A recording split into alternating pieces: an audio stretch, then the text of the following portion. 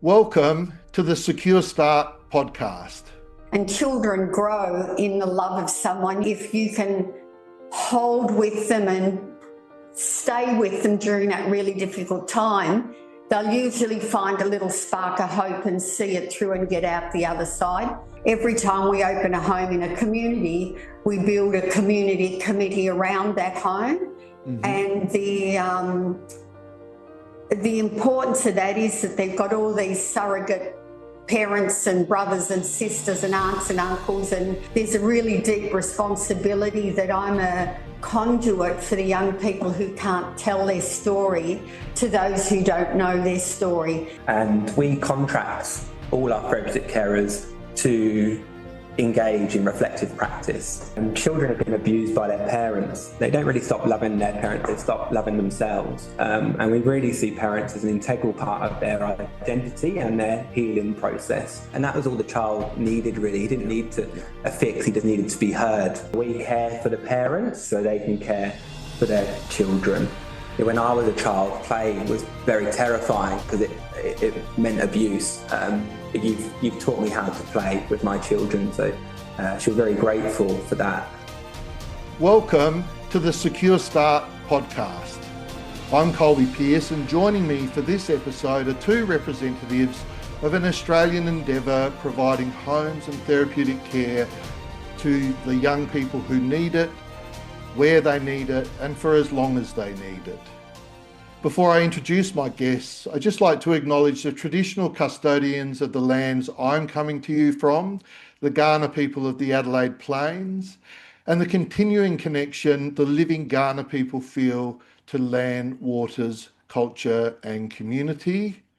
I'd also like to pay my respects to their elders past, present and emerging. My guests this episode are Susan Barton and Ben Pryke of Lighthouse Foundation. Susan Barton AM founded Lighthouse Foundation 33 years ago and has dedicated her life to helping the most vulnerable children and youth. Her mission is to change the way Australia looks at the issue of child and youth homelessness towards a more therapeutic approach where we create caring communities where all young people, from babies to young adults, can feel safe, form meaningful relationships and begin their journey to recovery. Susan has co-authored 2 books on childhood trauma, was awarded an Order of Australia for services to youth in Australia, was named Melburnian of the Year in 2009, and was inducted into the Victorian Honour Roll of Women for her significant achievements and contribution to the Victorian community in 2012. With over 15 years of experience in therapeutic residential care, residential communities and educational settings, Ben brings a wealth of understanding and passion to his role at Lighthouse Foundation. Ben honed his reflective skills at Fairways, an award-winning children's services charity in the UK. It was during his time there that Ben encountered therapeutic residential care for children and young people, an attachment and trauma-informed model for practice, written by Susan alongside Rudy Gonzalez and Patrick Tomlinson. Inspired by the Lighthouse Foundation's values and vision for high-quality care, Ben joined the organisation in 2018 as a therapeutic carer, supporting children, young people, young parents and babies in need of a secure base. In 2021, Ben became the Manager of Youth and Family Services, leading Lighthouse Foundation's 9 therapeutic residential care homes. Welcome, Susan and Ben. Thanks, Colby. Thank you, Colby. Thank you for having us. Can we acknowledge the traditional owners of our land, the Wurundjeri people, and thank them for the beautiful country we live in? We pay respect to elders past, present and emerging, and we extend that respect to Aboriginal children, young people and families who entrust Lighthouse with their care. Yeah, well, thank you for that. Now, was there anything about either of those bios or anything that you would wish to add at this point? I don't know. I glazed over a bit. Oh, God. Would you like to add to the bio? No, that's I was thinking, Colby, it made me think about the podcast you had with Lisa Cherry recently, I believe it was, and she reflected on being a parent. So just to add, that's our professional roles, but I'm also a father and a husband, and take those roles with the same level of seriousness and care that we give to Lighthouse Foundation young people. Yeah. Absolutely. Okay, and if you want a more personal one, I have 6 grown-up children and 12 grandchildren, and I would like to push for a 13th if my kids are cooperative.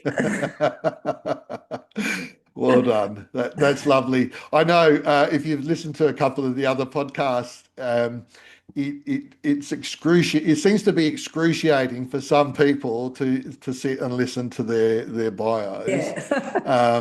On the one hand, and on another hand, it's almost an opportunity to reflect on how much you've done across a career in this space. And we do spend a lot of time, I guess, focused very much on the task that is at hand, what's right in front of us, and and don't always have that opportunity to sit back and reflect on the span of our activities.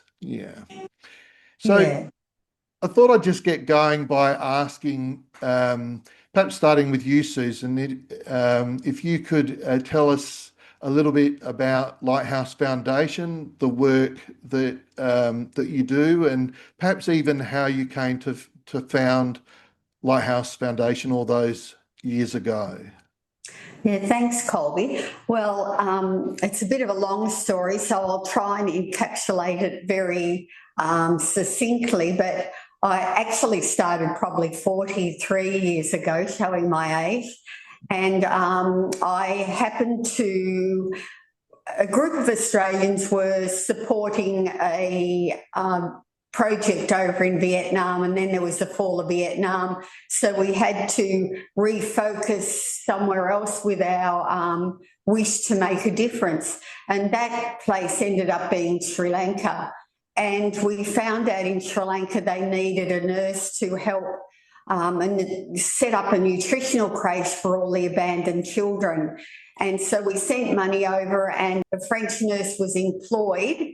And then she arrived and realised there was such an enormous task to set up. She put out an SOS to the global community for anyone that might be able to come and help her. And so I'd never been out of hardly my suburb, let alone my country before, and I strangely put my hand up and found myself over in Sri Lanka. My mum was minding my 2 sons, and I thought it was going to be a very short stint, and it ended up being a little bit more elongated. But what happened there was she asked me to take a really sick baby to the infectious diseases hospital. While I was there, I noticed a severely malnourished baby with abscesses, scabies and flies sucking on it. And I was just stunned that would happen to children, because that doesn't happen in our country. And I in that time also saw many babies languishing in cots 3 at a time in excrement, and it so shocked me that happened in my world. And I looked at myself and I wondered, couldn't I be doing more about this, and shouldn't I be doing more about this, and who was I as a human being that was allowing this to happen? And I was looking at it and had no power to intervene. And I found out that one of those little babies died, and I came back to Australia a really different girl, one that knew that I couldn't live in the world and see that going on in my watch and do nothing about it. And I knew then that I needed to find out more about myself and what was holding me back. And I started then looking at what was happening in Australia around homelessness, and realised although our children weren't dying of severe malnutrition, we had one of the highest suicide rates in the Western world, and that stunned me. And I thought, but I love teenagers so much. And I guess that was a seed that germinated, and to the point where I thought, oh, I can foster children. And I found out that kids over 16 that didn't have money attached to them were so easy to be fostered. You know, they're almost pushed at you. And before I knew it, I had a home full of children. It started with a little Aboriginal sibling group, and then it grew to having, including my own children. I had 16 kids living with me and was looking at fostering another one and went, oh my God, I've run out of bedrooms. And when I started eyeing off the bath and thinking I could put a mattress in there, I knew that I was stepping out of what I was doing, which was loving these children, to really setting up another orphanage.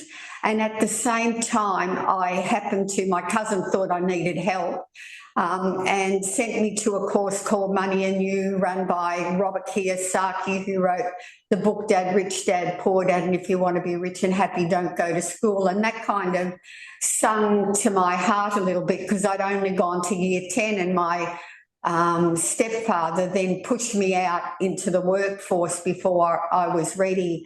And so going to that course changed my life. He taught me about the processional effect. You know, the honey doesn't really know what they're doing. They're just going from tree to tree, but it makes honey. And so if you're on course, what you're meant to be here on the planet to do, the rest falls into place. He taught me about policies and procedures, and most importantly, he taught me about franchising. He said, so you need to do what you're doing that is having such a strong outcome compared to the system, that you need to duplicate that. Well, I thought he was mad, and I thought, oh, how am I ever going to do that? And at the time, we got some funding from one of our philanthropy supporters, and they paid for a psychologist to come on board. And so Dr. Sarah Crome, our first psychologist, followed me around for a year and looked at what I was doing organically with the young people, which is really just loving them so much. And my measurement was how much I love my own children. And I'm so territorial about my kids. You don't come, I say you don't fuck with my kids or you deal with me. That's how, you know, kind of territorial I am. And it was my measurement to know if I was doing the best job I could is to measure my love for them against that of my children, and to make sure I kept working on that until I did that. And Sarah Crome really was the first person that put all that I was doing into a framework that had a psychological underpinning and references to it. And really it was just attachment and relationships, loving and object relations. And so that was really, the rest is history. We went from there to having an independent report done just a couple of years ago that 87% of our young people leaving us never enter homelessness again, and changes the trajectory of intergenerational trauma. Wow, that's wonderful. What an inspirational story. And Ben or Susan, one of you, I wonder if you'd like to just kind of expand a bit on what the Lighthouse Foundation is doing at this time, what their services encompass. Yeah, thank you, Colby, certainly. So ultimately, Lighthouse Foundation is a trauma-informed organisation that supports children, young people and families here in Victoria, Australia. Our key modalities of healing are through relationship. We support with therapeutic carers who don't do to, but be with children and their families. And as Susan explained, time is a critical component to healing, to allow deeply ingrained expectations of people and self to change. It can be very slow, but deeply meaningful work. I believe we provide a sense of belonging. The community helps young people to feel safe and accepted and part of something meaningful. We're purposeful and with intention. We respond with empathy and understanding. that children and young people may have had a bad experience, but they're not bad people. And through Susan's vision and values, we believe in you, and we put great thought into everything we do. I'm privileged to work alongside young people and carers in our therapeutic residential care homes. So we have a Young Women's Freedom Programme, which supports young women who are survivors of forced marriage and modern slavery. We could provide them a safe therapeutic environment to heal. A Young Parents and Babies Programme, which core aim is to support young parents to heal from their own childhood trauma in the hope that they can raise babies free from those inherited emotional wounds. And we support young people who've often experienced complex trauma, who are unable to live with their biological families currently. And we support them up to 25 years of age within therapeutic residential care homes, which is a different experience to many organisations who are kind of maybe forced to stop providing care at 18. We continue to provide care to 25 and actually much longer through our On for Life programme and Centre of Belonging. So our On for Life is really important to us, and probably what sets us apart.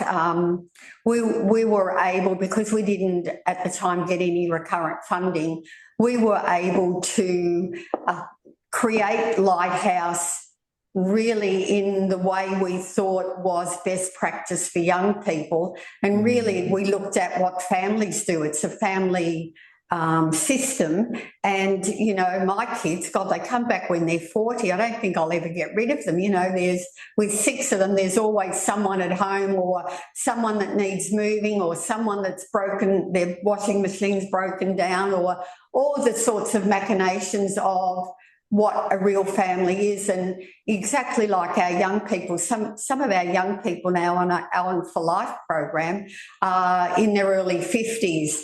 And it's such a joy for us to see them coming back, even if it's because of relationships broken down, how, we can walk beside them to help them, give the time and space for them to think and see what their next steps are, but also to celebrate with them when their child's growing up and getting married themselves or having a child, or, we've got a couple of our kids that are millionaires now, and then we've got other kids that have got, mental health issues, but we see them shortening the time each time they have a whoopsie. The next time they've learned something, so the time to get back on their feet and get going again is shorter and shorter each time. So it's really, like Ben said, a privilege to walk beside them and sharing that joy of their parenting and breaking that cycle.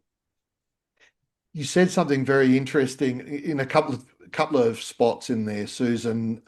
Talking initially, you were saying how if you're kind of doing what you're meant to be doing on the planet, the money tends to follow, and you're not the first kind of founder who I've had on the podcast who's said something very similar to that, if not the same, maybe with some slightly different words.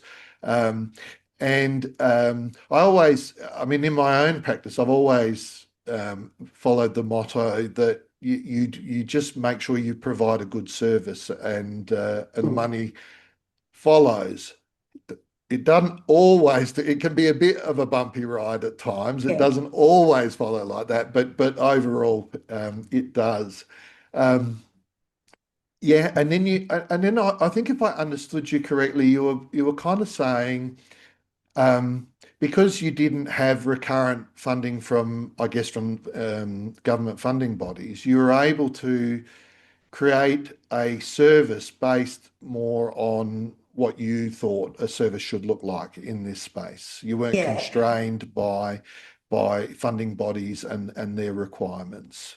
No, I wasn't constrained by the quantitative exercises it might be. It was more qualitative for me. But I also always did it alongside a psychologist, either clinical or community, who understood what I was getting at and could always relate it back to a framework so that it had real rigour to it. And I think that was probably, really important for me, that, I wasn't just doing, oh, well, I'll just love every child, and that's what we do, but also that it had something to harness to that was of value in the community. And I guess hence the book. We've had some fabulous psychologists. I mean, I shouldn't name any because then I'll get stuck, but Dr. Sarah Crome in the beginning, Rudy Gonzalez and Timur Hussein had a real influence on the place. Laura Petrie, Ben beside me, Simon, who was our CEO, and I think you've had on before, Simon Benjamin.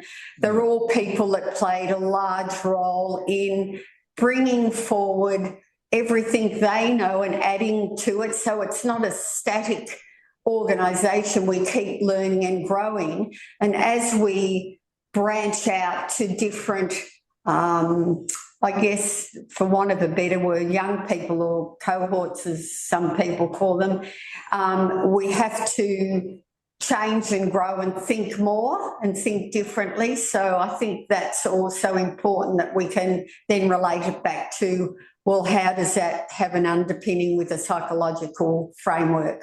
Yeah, and you referred to attachment theory and being one of those significant frameworks. Yes. Yeah. Yeah, well, I used to call it love, and I get myself into trouble all the time. So it's much better to say attachment, but it's really about a relationship. And children grow in the love of someone. I think it was Chilton Pearce that said it only takes one person to love a child and they'll usually make it through. And that's always been my experience. Even young people that are suicidal, if you can hold with them and stay with them during that really difficult time, they'll usually find a little spark of hope and see it through and get out the other side. So I always see us as a containment, a great big glass bowl of holding, and the young people, grow and learn in that until they're ready to do their interdependent living, outside that containment area. So for us, it's about giving them the opportunity and the time, as Ben said, to grow and learn and have hope. And I think if you can find a spark of hope for them, that's really what will, see them through. And that's love and attachment. And I think especially suicidal young people, having that experience of being a person of worth. So when you love a young person, their experience of that is that I'm an adequate, worthy person. Yeah. And young people, indeed everyone who has a healthy sense of their own worth, or has at least some semblance of a healthy sense of self-worth, do tend to make make better decisions for themselves in their life going forwards. Yeah. Ben, I want to go over to you because we kind of skipped past you a little bit, but you have an accent. You started your career in the UK. How did you come to be working in this space? Yeah, thank you, Colby. Yeah, that's correct. Yeah. So I actually started off in play in primary schools. I couldn't believe my luck when I was offered the chance to be paid to play football. It wasn't quite the Premier League, but I was having a great time in primary schools. Great joy alongside the children. And it was one of the head teacher there saw my kind of ability to be with children and help co-regulate. I wasn't quite sure of that terminology at the time, but she invited me to work in the primary school and support children. At the time, it was in the UK, they would use the expression who had social, emotional, behavioural difficulties. And social, emotional, behavioural made sense to me, the social experience of where the trauma may come from, then the emotional impact, then we see that through the behaviour. And I was unsure on the difficulty part, like maybe difficulty for the young person, but certainly difficult for the school to tolerate and accept as well. And it was in the school environment, a wonderful school, and a wonderful head teacher who was really focused on community, would integrate families. They would have alternative educational on a Friday, cooking and play experiences. But I saw a young child steal food from a lunchbox during. I think she'd excused herself from the class, and I witnessed that. And I saw a teacher, and I saw that experience, and I thought, clearly the child's hungry. I hope they've, maybe they need some food, or they've not had breakfast, or I'm not sure what's happening in their home life. I saw a teacher come out, and I expected them to provide that level of care, but instead they shouted at the child for stealing. And it just didn't make sense to me. And I thought, I think I need to work in an environment more in a home setting, really. So I found myself working in a 20-bed therapeutic residential care community setting. There was 3 homes on site. It's like a developmental process where the children would move through. We had the school in the middle, mechanics, vegetable patch, and you lived there for a week alongside the young people, then you'd have a week off. And that really gave me an experience of the importance of relationship and containment and living alongside, what that can offer. And it was a beautiful setting, not too dissimilar to Hurstbridge Farm, like Adela Holmes spoke about, but there wasn't the systemic levels of holding for staff to process being that close to expressions of trauma. And I noticed I was starting to get quite physical symptoms of back pain, which I thought was from an injury, but had an MRI scan, and there was nothing physically wrong. So it got me thinking about the unconscious, really. I moved to another organisation called Fairways, and there was a mentor there called Michael Crutchley, who was a mental health nurse. And we go out and ride our motorbikes together, and he'd share stories with me about high quality therapeutic residential care, which included the book that Susan, Rudy and Patrick published. And we also spoke a lot about Pepper Harrow, which is why I was so interested when Richard Rowlinson was on there, and how the community would have decision making together and involvement. And I believe that this is my interpretation, the only kind of expectation is that you came to house community meeting every day, and ruptures were repaired.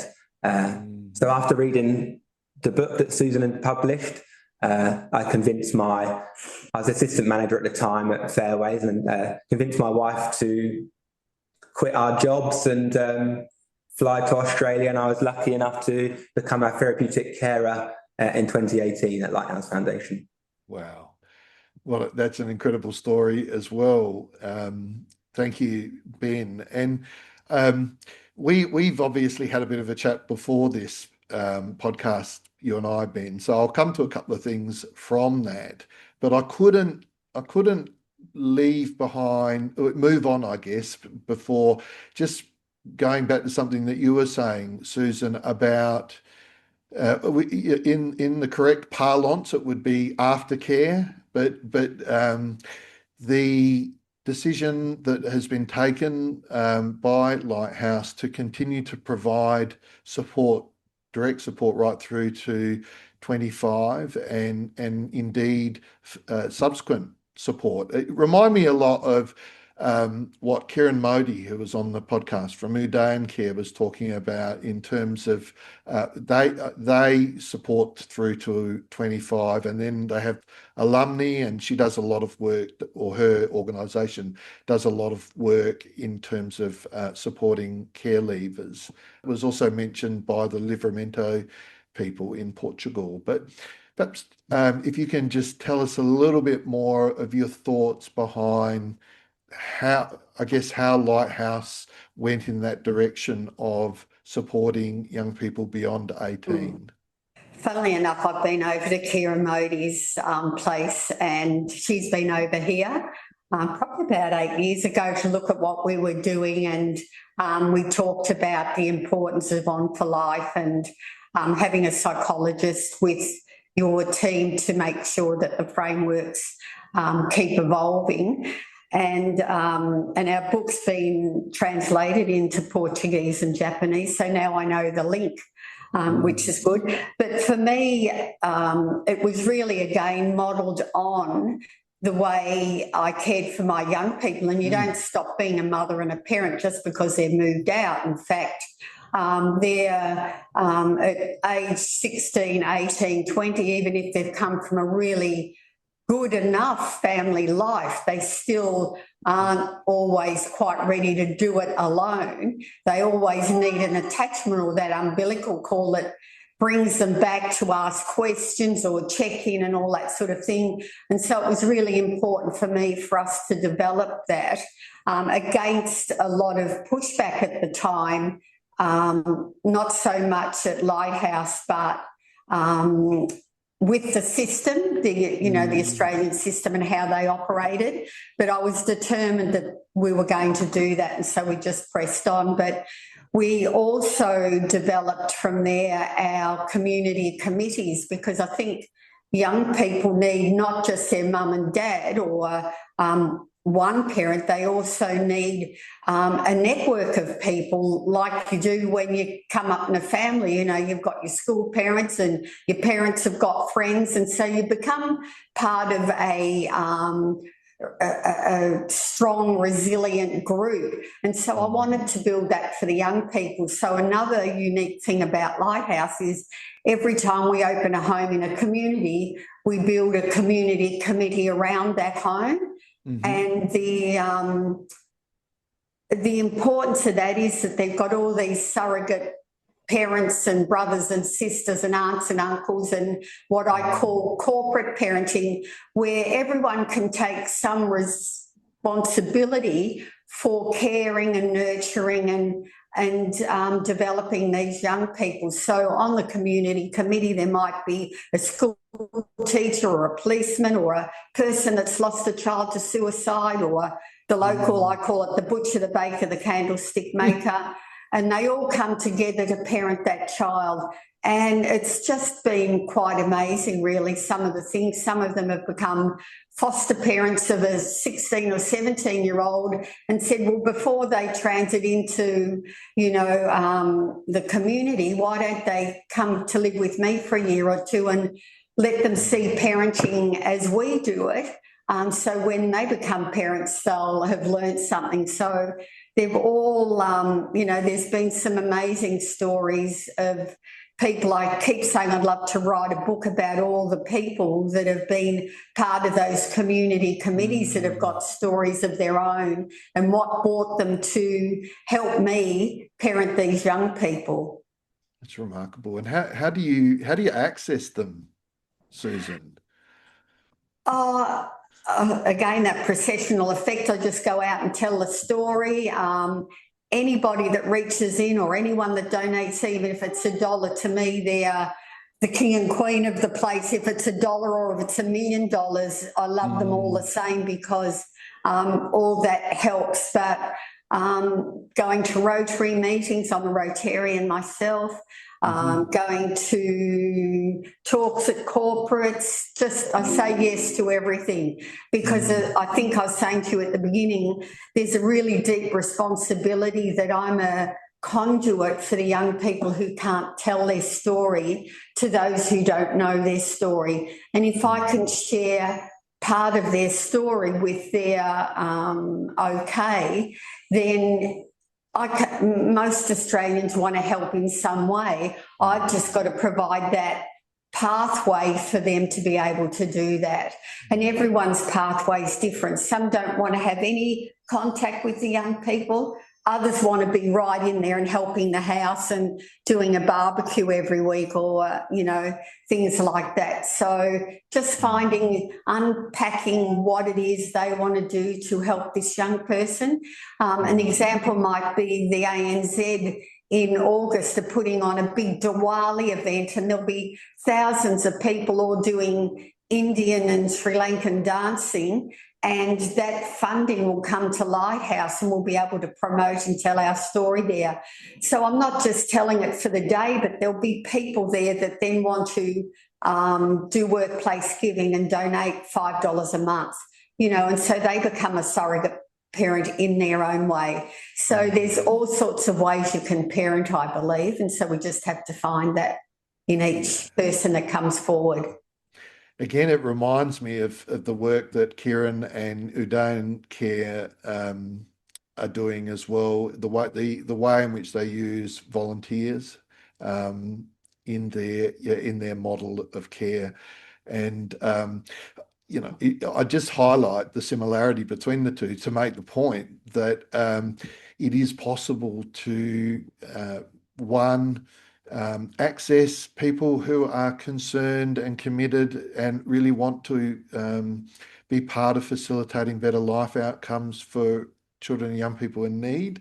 And there are really positive ways to utilise those people for the benefit of the young people. Yeah. And just on that, I think the important thing to then remember is that the level of support and screening you give. And so we do psychosocial screening. And to me, that's a real key to keeping the organisation safe, just to mention that. Yeah.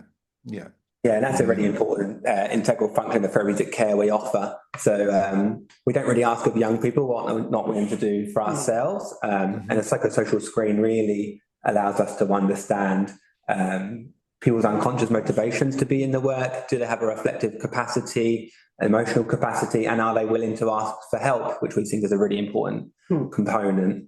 Some of the committee members, we have a chair of our Young in Freedom programme, who I believe has been 14 years. 14 years. But before her brother looked after it for about 5, and then all her family are involved. So it's like her home. And I've almost got to put my hand up to see if I want to tiptoe in. And there's Ralph Tedesco, who's an immigrant from Italy. He wanted to open a home. I said, the governance around it, Ralph, is so overwhelming. Why don't you do it under our umbrella? So he's got the Springvale home, who takes care of most of our really pointy and young people. And he's proud as punch, and he's been with that probably 25 years now.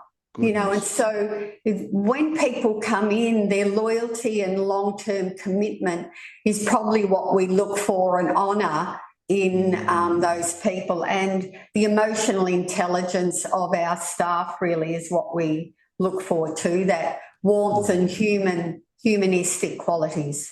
Yeah. It's interesting. I'm sorry, Colby. No, I was just go to you first, because people want to hear more of you and less of me. I was going to say that chair I was speaking about, Catherine, she's also on our care subcommittee. So the openness of communication goes throughout the organisation. So she's there to hear stories, share stories with the young people, what she sees, and provide a voice to the CEO and the care subcommittee, members of the board, just to help us keep on track, really, and monitor for drift. Yeah. Well, it's interesting. It seems to be an opportune point to bring in that, and I have flagged this with you, that we've started a little an aspect of the podcast where we get the previous guest to think of a question to ask the next guests on the podcast. And so I'll be making, or have made public, Patricia Sheridan from the Moore Group podcast today. Now, the question that she put to me, apart from she wished me to pass on her best wishes to you and your organisation, what really was around this issue of fidelity, and which I think you're starting to touch on in what you're saying now. I mean, how do you ensure, her question was, how do you ensure that the carers that you have in the organisation remain aligned with the values of the organisation? Yeah, thank you, Colby. Well, I think the psychosocial screen is a fundamental component of that. I think it sends a real clear message to therapeutic carers, and it's not just carers, everyone amongst the agency. I think Simon spoke about that. We expect the same from our finance team and our marketing team, that the primary task is the children and young people, who are interconnected, to make sure that we remain focused to the quality care of children and young people. And the psychosocial screen sets us apart there, I believe. It's communicating to to carers. We take this work seriously and with kindness. So if you enter Lighthouse, that's the expectation, a deep level of thought and care. I'm happy to share a little bit about my own experience of psychosocial screen, where I'd said to Andrew, who was the manager of clinical services at the time, I said, I've done something similar to like this before at Fairways. It was a print profile, and because they ask you, what do you think your unconscious motivators may be? And this was, 7-8 years ago. So I hadn't done as much internal work or thinking at the time. And I said, it said I had a desire to feel special. And he said, why do you think where do you think that's come from, Ben? And I wasn't aware at that time that I am now. I said, I'm not sure. It's just a test. And he said, at Lighthouse, we encourage you to think into those parts of yourself.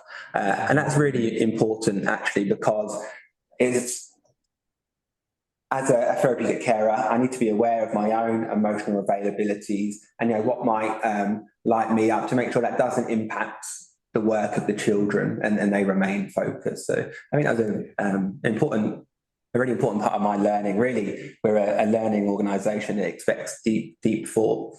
And I think all my podcast guests are representatives of well-respected and, I guess, successful, however you might define that, have talked about the need for fidelity, the need for alignment through the whole organisation.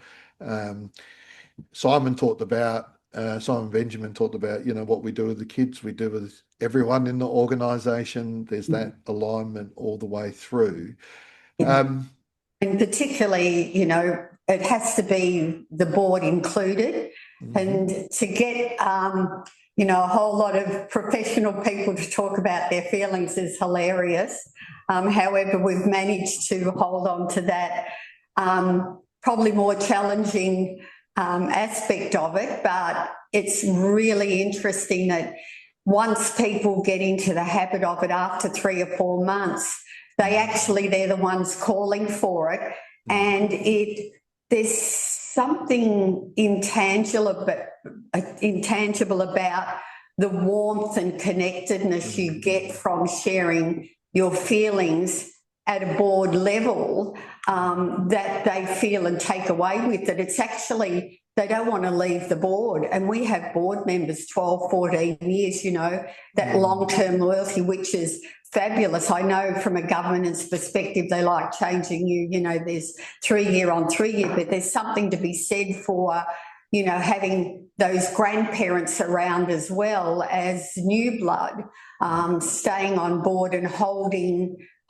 the culture throughout, and having that emotional intelligence, and them having to share the journey alongside the young people in that way, that they've got to do the same practices, I think holds us all together. And when you do get wobbly, because there's always times, no matter how great you are, you have different leadership and different people coming into the organisation, and you grow wider. And so you've got to make sure even more that you hold tight to those, different practices that we have, and hold them dearly.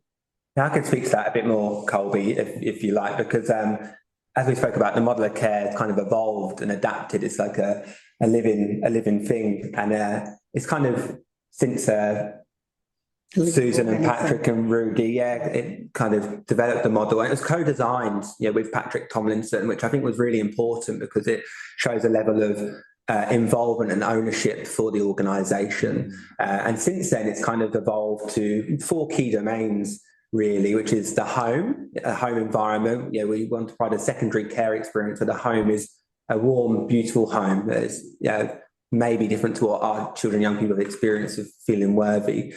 We have young people interventions, so that could be a daily weekly and monthly interventions. So we have daily reflections that the carers are involved in. We have weekly one-to-one times where the carer or the psychologists are solely available for the child for that time. Whether they wish to step in or not, we will hold that space. And that's the same for the carers. We have weekly clinical and operational supervision, depending on the program and the level of need required for those children. That may be fortnightly. But I've recently gone weekly, and so has the clinician in the residential care program. But we're trying to step in early, really, before feelings get too big for staff, and understanding young people. And when you say it out loud, an hour a week, there's only 52 hours, a year. It's not actually very much, but people seem to think that's too long to sit and be with.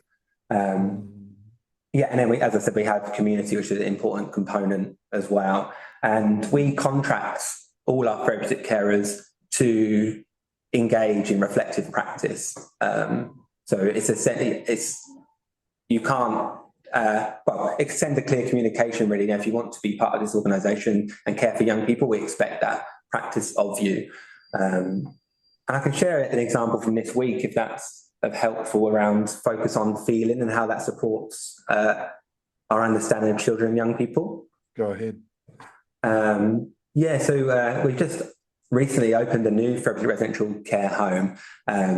So the young person has recently returned to the area, which can be quite scary. We believe it to be of great benefit to be closer to family, and we're hoping to interconnect in with family and bring them into the residential care home. But ultimately, still a scary experience to leave people that the safety of their old residential care home and those relationships to come to somewhere new. And we had a phone call on the weekend where the young person had asked, I'm out with my friends, can you come and pick me up? And then he said, I have a weapon.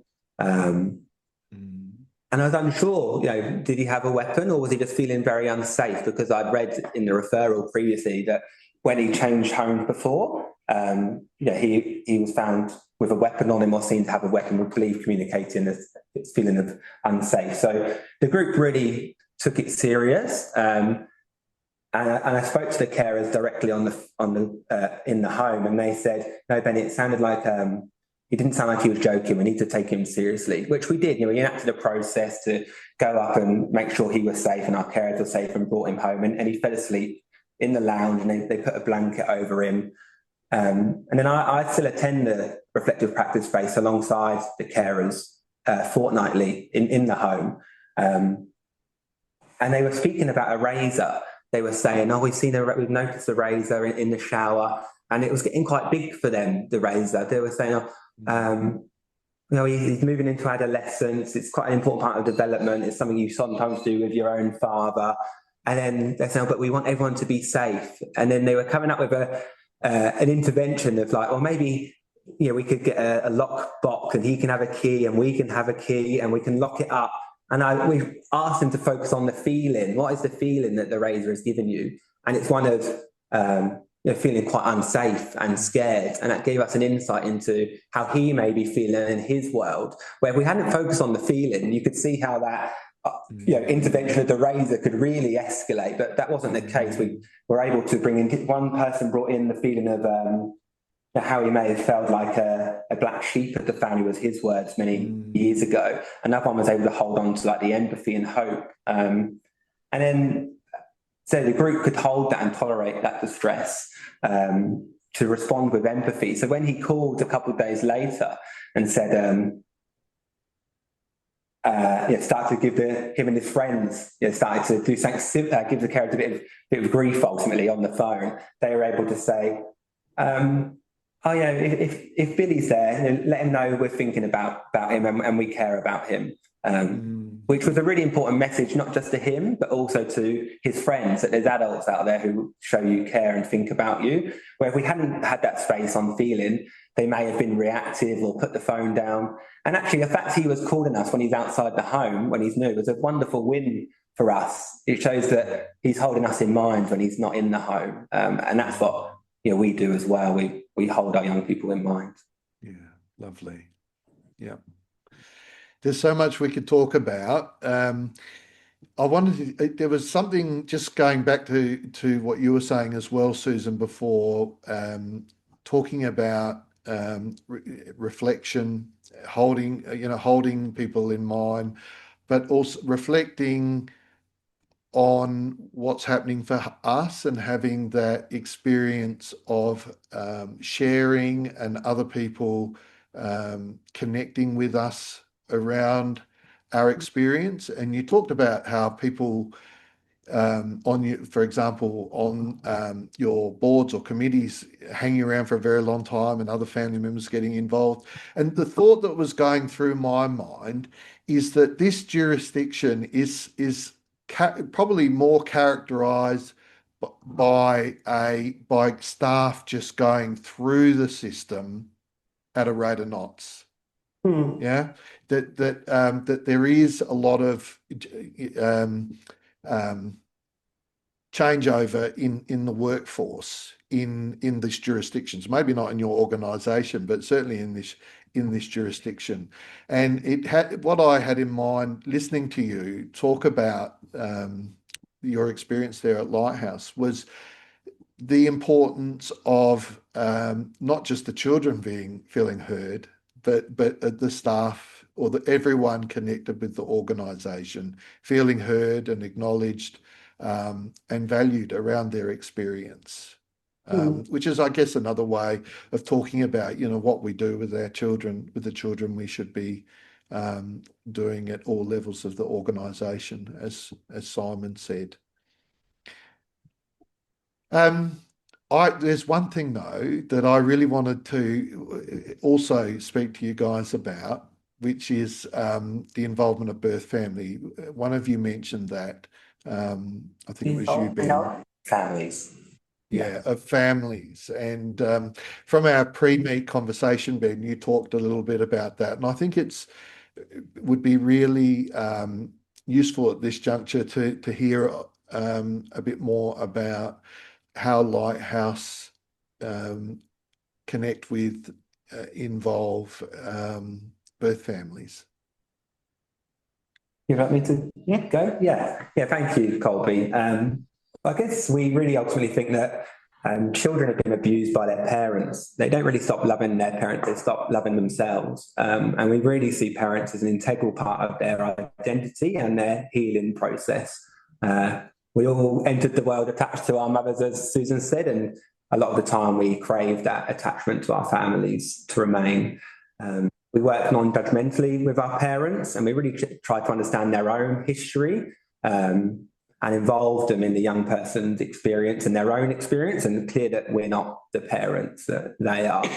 When I was a therapeutic carer in our secure base program, every Monday I would meet a father in the park so he could play with his son. And they would play on the swings or ride bikes together. And I was just there in the background, providing emotional support to them both. That was then able to transition into one of our therapeutic residential care homes, where he was able to get the experience of, really, he would own the barbecue, cooking for his son, read his son a story, kiss him goodnight to bed. And then him and I would just, sit together once his son was asleep, have a cup of tea and chat. And he would also come to Youth Resource Centre here, which is the heart of the organisation. He may do parental courses like circular security alongside some of our other staff members. And there was an experience once the sense of safety was kind of formed with all of us, that the child was able to sit alongside his kind of key carers, not myself, but some really important people in his world, in the living room, and he was able to say to his father, where were you? Why didn't you keep me safe? And the child was crying and the father was crying. And whilst the father couldn't give him an answer, he was able just to acknowledge it and apologise. And that was all the child needed, really. He didn't need a fix, he just needed to be heard. And once that young person was ready to kind of fly the nest from Lighthouse, we also created a book for the father of memories that we had together and stuff that we'd learnt from him. And he was able to say, I wish I had a lighthouse when I was a child. So we've got great respect for families, and really think deeply into their own experiences and try to involve them as much as we can. Yeah.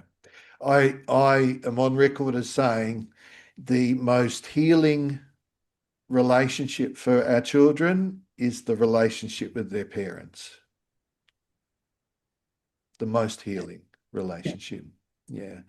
That leads into, Ben, we also talked a little bit about the Mothers and Babies program, and I was keen for you to talk a little bit about that as well in our time together. And keeping our siblings together too. Yeah. The Lighthouse. Yeah, of course. Yeah. I've been lucky enough to work in our Young Parents and Babies program. I believe it was started with yourself and Vicky Vidal, Susan, is that correct? Yeah. Yeah. And really at its aim, as I said, is to support young parents to heal from their own childhood trauma in the hope that they can raise their own babies free from these inherited emotional wounds. Ultimately, we're trying to provide an environment where we care for the parents so they can care for their children. The developmental program, so as the young people kind of attach and join, we're just really trying to see if they can seek support and receive care, the parents. It's a really wonderful program. You get to see changes very quickly, as you know, in the first 2 years of life. And we're similar to what we were saying in reflective practice. We're there with kindness and boundaries, but we don't rush things. We allow things to kind of percolate and come to fruition. So an example of that is we had a young mother who I'm very proud of. The experience that she received of what she gave her children is very different.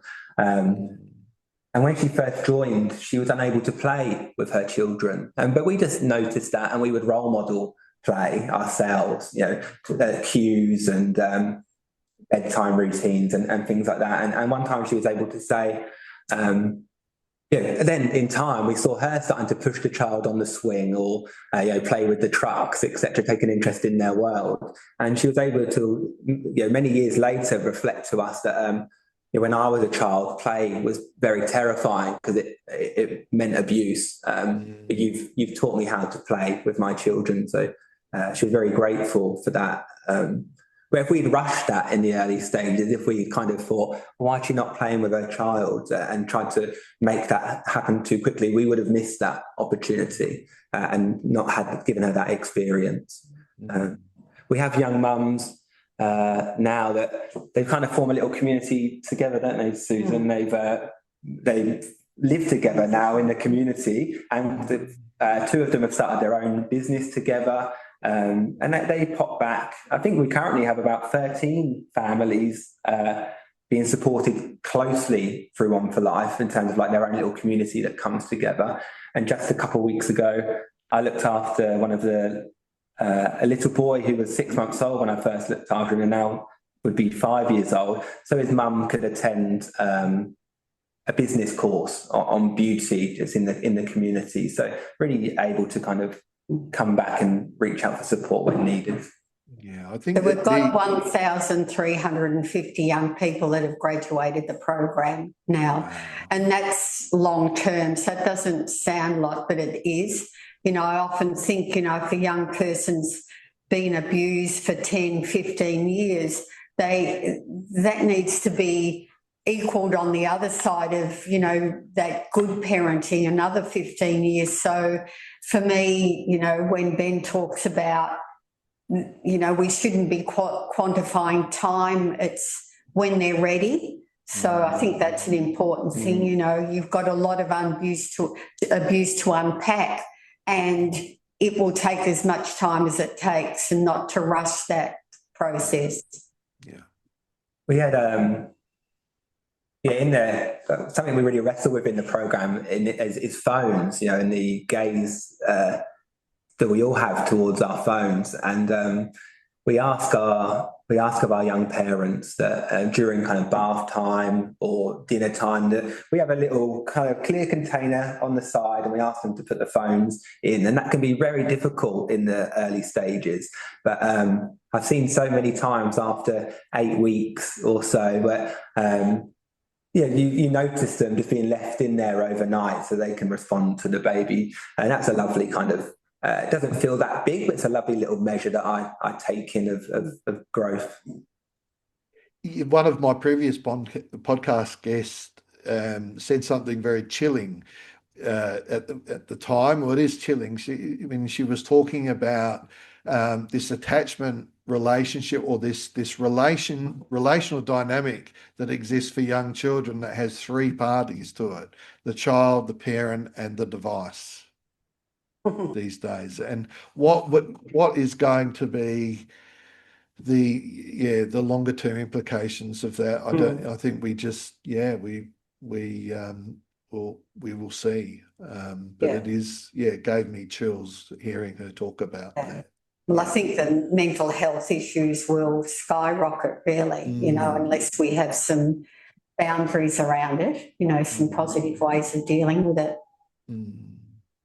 It's probably worth mentioning, Colby, we're realistic in our task, and sometimes we may work with parents who have kind of 10 out of 10 of adverse childhood experiences on the study. In time, we wish for their children to have less and their other children to have less. It's not always we're realistic that we might not have an instant quick fix, but we want to give people an opportunity. And I think that's where that program is philanthropically funded, because it's very hard. We don't get a lot of recurrent funding. The government have partnered with us now. We're very excited about that, and I think they're keen to look at our model of care. We've got a CEO, Brenda Boland, who comes from child protection, and I think that as a leadership, she's showing them the work we're doing, and I think they're really excited to hear about our work and partner with us. So that's great. But as Ben was saying previously, we've really done it from philanthropic partners, and to pay for 2 live-in carers a salary, that's a couple of $100,000 to run the program. So, but if you look at incarceration and that long-term consequence, we're much better doing that early intervention piece and putting the time and money and investment into our young people early. But it is always a challenge for organisations that aren't recurrent funded. So one of the things probably in our world and of interest to you is that we're looking at how do we self-fund into the future. So we're looking very much at getting a futures fund established so that we'll be able to live off the interest rather than continually go cap in hand. And we still want to do that. We want to reach out because we believe it's community that help heal our young people in that kind of resilience membrane, that they all belong to us. But also we want to be able to, as good parents do, be able to afford, how we live. And so we need to demonstrate that ourselves. So we're looking at developing, we're going out to developers to help us find blocks of land. We've got a corporate that will build houses for us. So we've got a whole range of projects we're working on to be self-funded, but it's a long-term strategy. Yeah, that's wonderful. I just wonder, you raised the issue of government being interested. It kind of leads me into what, if you could sit down with them, and I'm sure you will, what are the key things that you would want to be communicating to them about how to deliver therapeutic care to young people in need and their families? Well, I think we understand their constraints and the governance that underpins what they do. And so really, I'm excited to work alongside them to come up with a way of working that really focuses on the best practice for young people. Mm-hmm. Do you want to? Yeah, for me, it's as we were speaking, it's I truly believe in therapeutic residential care. I think, as we've spoken about, a lot of the trauma experience where our young people experience is in a home with unsafe adults. We want to give them a secondary experience of a safe home and emotionally attuned and available adults. And I find, as we spoke about, the Young Parents and Babies program is a wonderful way of providing high quality preventative care. If the money was invested early in programs like that, you may not see the significant distress or complexities that we see in adulthood. But what I find is that often government are willing to put the money towards 16, 17, 18 years old when they're leaving care, and but not so much the preventative space of parents and children. And I really think that would make a huge difference to society. Yeah, so we'd encourage that as much as we can. And for us, it's about, like Vicky Vida has paid for our mums and bubs home for the last probably 15 or more years, and their family have donated this building we're in. So they've really given us that foundation underpinning that is just, you can't put words on that or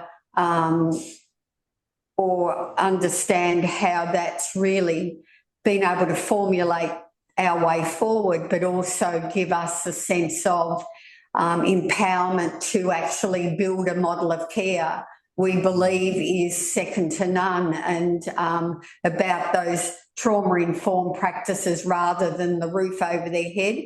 The roof over their head isn't the main story, it's just part of. It's the trauma-informed practices. And if we can have an impact on the way young people are cared for in out-of-home care in a much more, empowered and loving way, that would be amazing for us. So, and also we're learning things from government too that we may need to put in place as well, because we understand that we're, in a lot of cases, the guardian of these young people, and it's a huge responsibility. So working as a team for us with government as a partner is really important for us, and our next steps to have had an impact in that arena would be amazing for us.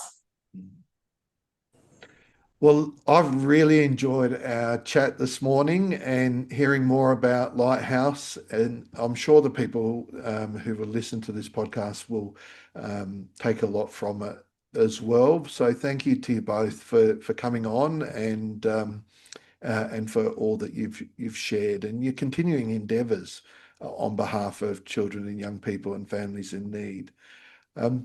I do give my guests an opportunity to ask me a question without notice at the end.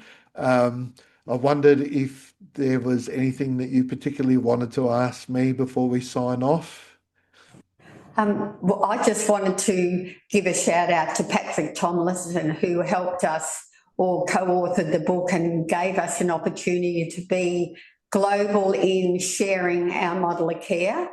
And also Mulberry Bush for opening their place to us when we visited. And for me, it's having that global sense of community, I think, is very empowering for trauma-informed practices. And the more we can share with each other and promote what we do, I think is important. But do you want to answer that next question? No, I guess we spoke about it the other day, weren't we? And you were wondering with Colby whether there's an opportunity to create like a therapeutic community or group process where we could all come together to think and share our experiences. Yeah, like every 2 months, is there an open forum where we can all share and have an agenda, but, whether that's possible or not. Well, it's interesting because you will have heard, I guess, from the podcast that I've done with people in the UK that there's and Simon brought it up as well, was the community of communities that they have. Yeah.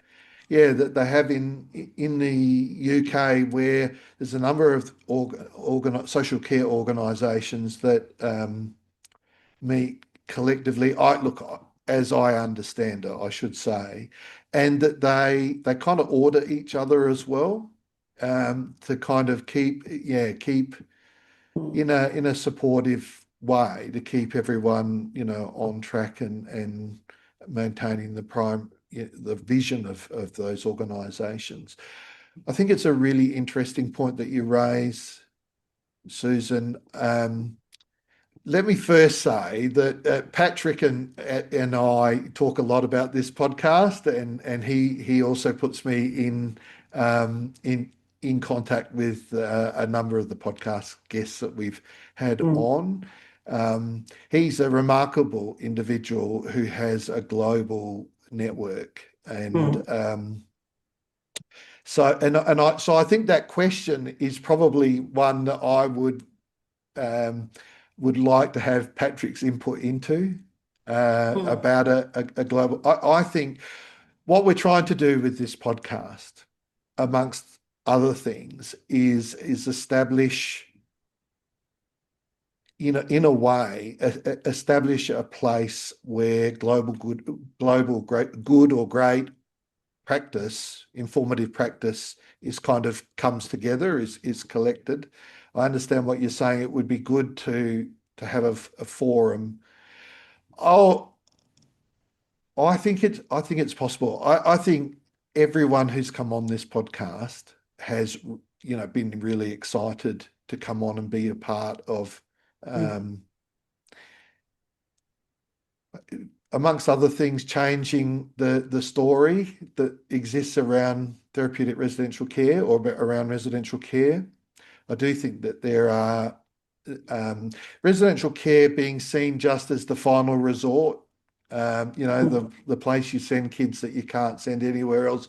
I think it's got hairs all over it, as we would say. It's a real, even if policymakers just continue with that thinking about residential care and its role, I think is highly problematic. We need to, if that's what your thoughts are about residential care, then it needs to change. You need to invest in and be a part of the change. But the reality is, through this podcast, is that we can easily show that there are fantastic therapeutic endeavours occurring in residential care worldwide. There's more guests that I'm really excited to have on from organisations like your own, who demonstrate that. So, yeah, I think... Yeah, it's about having that groundswell where there's enough of us that force policy to change, because there are better outcomes. And collectively, when you evidence all that, then you've got, Robert Kiyosaki always said to me, Sue, you need to have artefacts, a bit like Patrick and all these books and talking about it. So you need to have that collective. If we all did something together collectively and it was on the global stage, then that's when you make real change, I think. Rather than working in silos and pockets. But I think, as you said, your podcast is a really big part of getting that sorted. You're kind of the linchpin to get us all together and maybe, get that happening. I think it would be really exciting to do that. And all of my podcast guests, I think, who I've had communication with about it, are willing and wanting to reappear and talk more. So I think that what you have kind of proposed is probably another way in which we can ensure that the voice of people who have substantial experience and expertise in this sector can come together and influence. What about a world conference with each of us speaking? Sorry, I've gone a bit world. We just got if you're asking me what I think about, I think look, I think we're heading in a direction of we're making these connections between good practice endeavours around the place. If you're asking for me to organise it, I'd need a little bit of help. This is not my day job. I don't get. I think my wife, who also manages our practice, would have a bit of a. I hope she wouldn't have a heart attack. She'd be very supportive, but she should be asking me where the money comes from. But Susan, as you say, and not just you, others have said as well, if it's the right thing to be doing, then the money will come. The support will come for it. Yeah. But also, Robert told me about you're on purpose, but you've got to take action as well. It's to be and do and be and do and be and do, in equal measure Yeah. Well, we'll definitely rope Patrick in to such an endeavour. And others. But look, thanks again for agreeing to be on the podcast. A great pleasure. Yeah, pleasure was mine as well. Thank you, Ben. Thank you, Colby. And I'll look forward to speaking to you another time. Yeah. Well, now Ben's not nervous anymore, and me will be right. That was my question. Patrick's very encouraging of us to come on, but I've not seen him on Spotify yet. I'm still waiting. I'm going to treat that as an observation rather than a question. I'm just playing. Thank you, Colby. Lovely to see you in person. Thanks, Colby. Yeah, thank you. Bye-bye.